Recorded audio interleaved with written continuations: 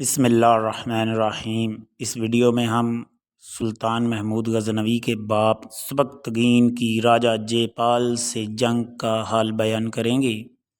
راجہ استبال کا بیٹا راجہ جے پال جو برہمن قوم سے تعلق رکھتا تھا اور اس کی سلطنت سرہند سے لمغان تک اور کشمیر سے ملتان تک پھیلی ہوئی تھی، اس زمانے میں قلعہ بٹھنڈا میں مقیم تھا تاکہ مسلمانوں کی بڑھتی ہوئی طاقت کو روک سکے۔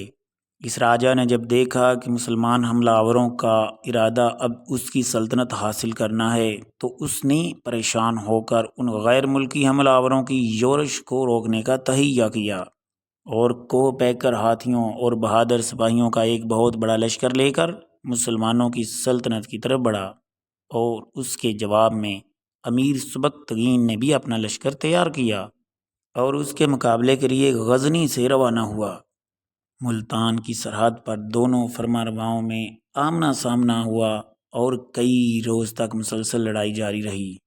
اس معرکے میں سلطان محمود غزنوی نے باوجود کم سنی کے اپنی بہادری کے ایسے جوہر دکھائے کہ ان کی مثال مشکل سے مل سکتی ہے۔ یہ لڑائی چند روز تک کچھ اس طرح ہوتی رہی کہ فاتح اور مفتوح کی تمیز کرنا دشوار تھی۔ اسی اثناء میں اللہ کی کرنی یہ ہوئی کہ آسمان پر انتہائی گہرے بادل چھا گئے اور بادل کی گھن گرج اور بجلی کی چمک کڑک سے میدان کارزار میں عجیب و غریب کیفیت پیدا ہو گئی، اور لشکر جو راجہ جے پال کا تھا، خصوصی طور پر اس کے تمام گھوڑے اور بار برداری کے دیگر جانور، ہوا میں انتہائی ٹھنڈک پیدا ہو جانے کی وجہ سے ہلاک ہو گئے۔ لشکریوں کے بدن سردی کی شدت سے ٹھٹر کر رہ گئے اور ہر فرد نقل و حرکت سے معذور ہو گیا۔ اس عالم میں ہر لشکری فریاد و زاری کرنے لگا اور جے پال کے لشکر میں ماتم بے پا ہو گیا۔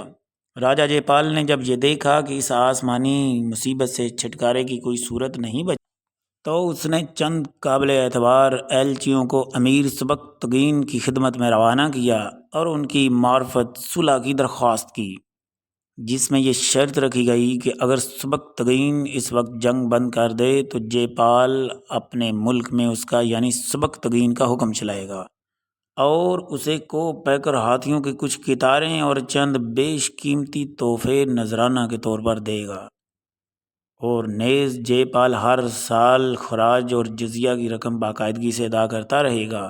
امیر سبکتگین نے انسانی ہمدردی کے پیش نظر اس درخواست صلح کو منظور کر لینا چاہا، لیکن سلطان محمود نے اختلاف کیا، جس کی وجہ سے صلح نامے کی تکمیل میں تھوڑی تاخیر ہوئی۔